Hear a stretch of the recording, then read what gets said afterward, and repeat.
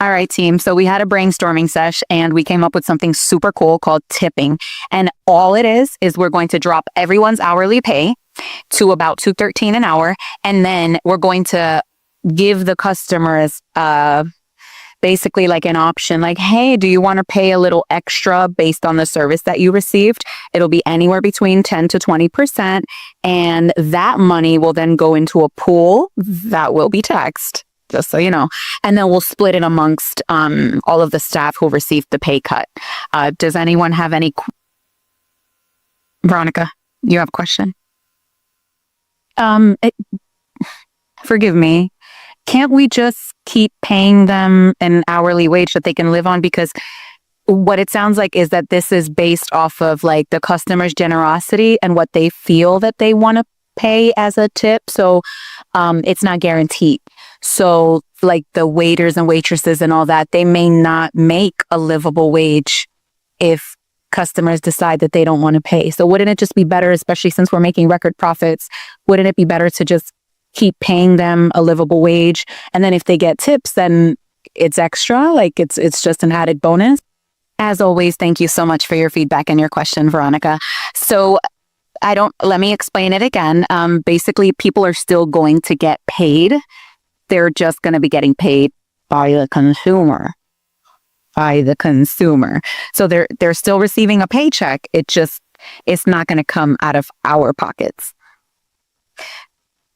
No, I get what you're saying. I just don't see how it benefits your workers, because if they're making $2.13 an hour and for whatever reason it's a slow week or customers that week just don't feel like tipping, then they're going home with $80, and that's not livable in any way, shape, or form, especially not in today's economy. So I'm just trying to find a way to maybe save the company money, but also not screw over our workers, and also not put the burden of paying the salaries on the customers who are already paying escalated prices for the food that they're ordering. Like, am I making sense? So I think you're making sense, but it also kind of feels like you're kind of going against the company. Like, you work for the company and we are here to make a profit, bring a product, or a service. And it just kind of feels like you're not for us. Am I reading that right?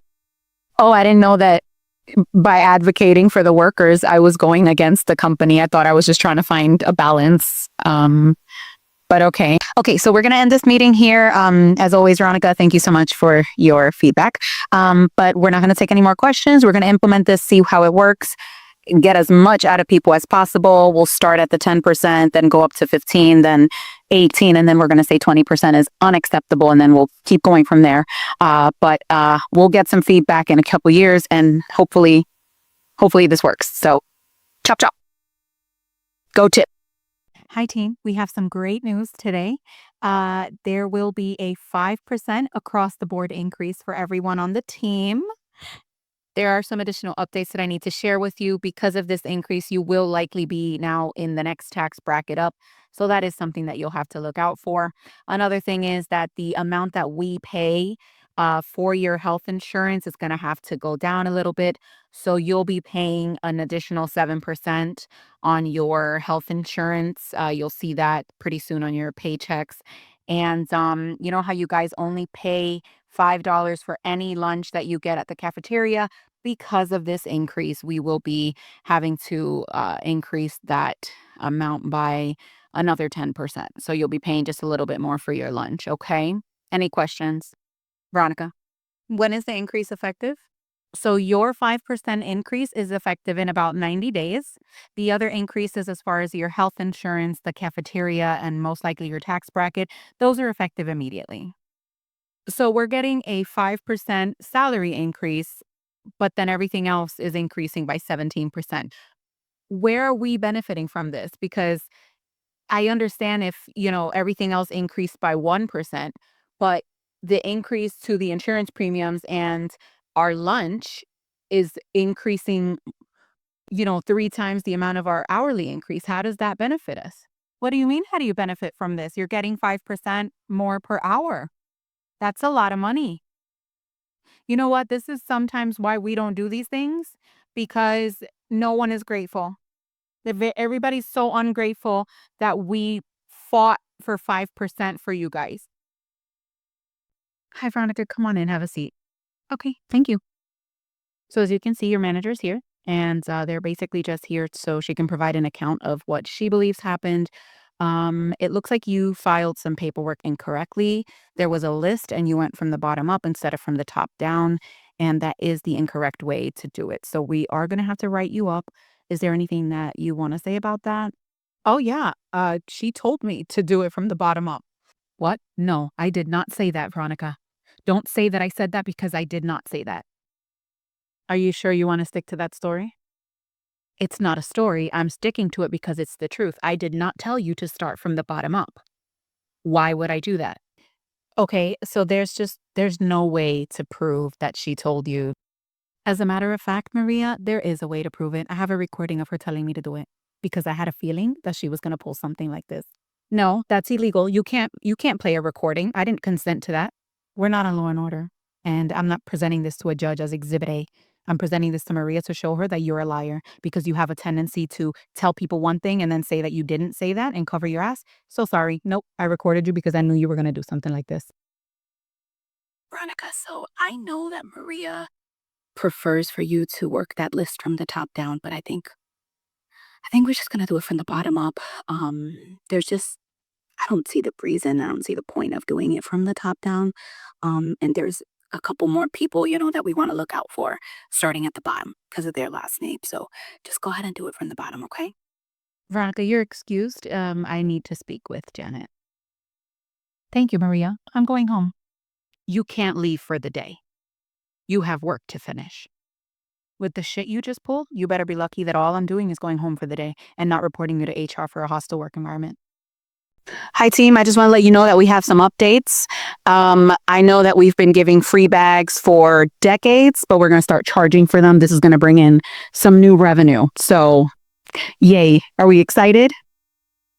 Yes. You have a question? Yeah. So, when we ran the numbers and we provided them to you, it actually showed that we were going to be losing 1.5 billion in revenue if we did that. So it doesn't, what happened? Yes, I did see that we're going to lose 1.5 billion, but we did the numbers and we're actually going to increase revenue by 1.2 billion. So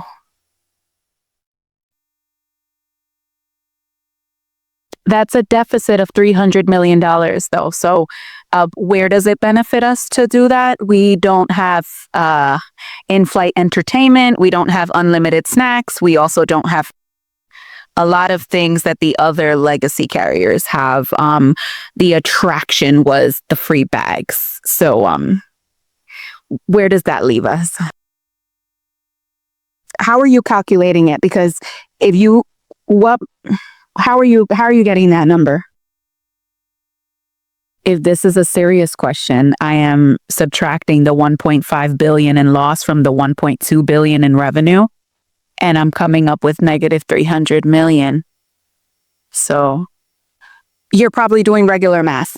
You got to do the Common Core and then carry the 2 underscore the 5, and that's where you get that 1.2 billion in revenue.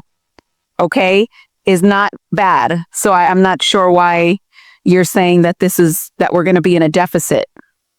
I guess my question is, if we were attracting people with free bags and that was giving us, for example, $1.5 billion in revenue, and now we're losing that, but we're gaining 1.2 billion, you're still losing 300 million because you're charging for bags. You make more when people buy more plane tickets than you would when people don't buy plane tickets anymore because now they don't have their bags.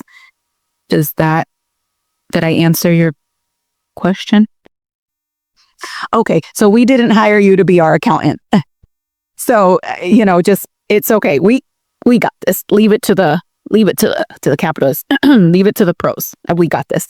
Thank you. I just wanted to let you know it goes effective at the end of May, and happy charging.